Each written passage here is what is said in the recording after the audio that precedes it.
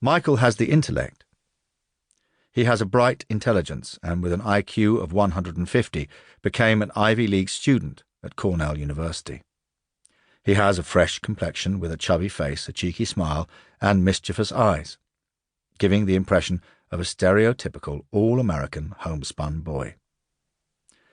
At face value, Michael is very much the boy next door, the type a father might approve of his daughter dating, but as all fathers know, appearances can be deceptive.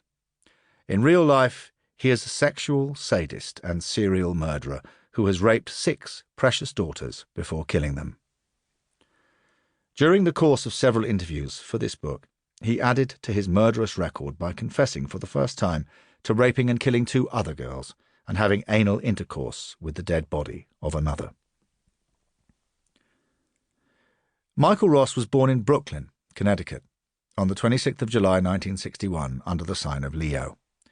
He was the first of Daniel and Patricia Ross's 4 children, the others being Donna, Kenneth, and Tina. The marriage was a stormy one, and Patricia, a borderline schizophrenic, who would later twice run away from her husband, never hid the fact that she was forced to get married because she became pregnant with Michael.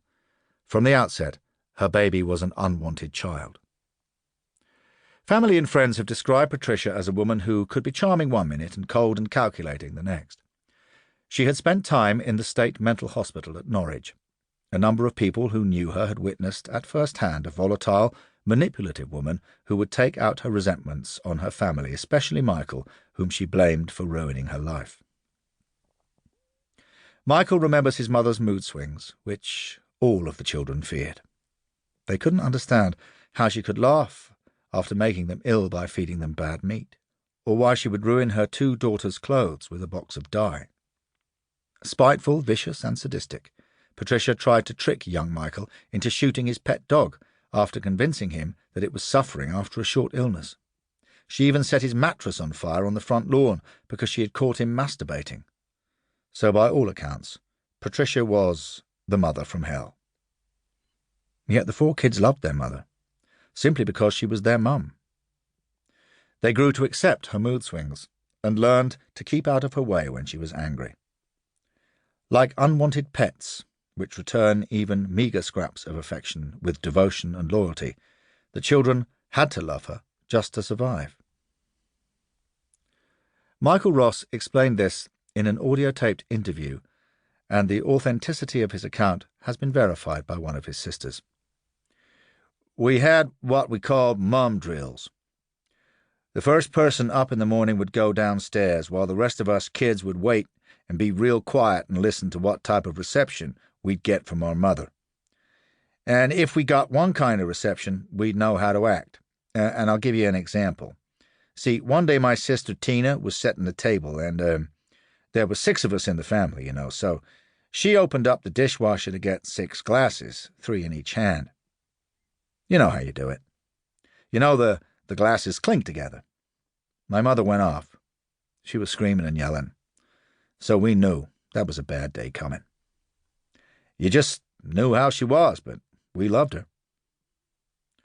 The Ross children had little time for fun and games, and they were even discouraged from having any friends or participating in after-school activities. With these restrictions in place, they had bonded into a tight-knit group for self-preservation and mutual support, although Michael was alienated because his brother and sisters erroneously believed that he was favoured as a mummy's boy. For his part, young Michael was very proud of his father and the family egg farm business in Brooklyn, Connecticut. Eggs, Inc. would become the most important part of Michael's formative years. Indeed, by the age of 10, he had his own set of chores, which included wringing the necks of sick and deformed chicks. Michael was a hard worker, a mixed-up kid who desperately wanted to live up to his father's high expectations of him, while at the same time he was very much seeking the approval of his schizoid mother and constantly vying for her rare affection. When asked if he was physically abused as a child, he had this to say: "It's hard for me to tell you what was wrong with my family because I don't know anything different. That's how I was raised. I was beaten sometimes, but I don't think that was it. It was more emotional abuse. And with my dad when we were beaten, we would have to go out and pick up a stick."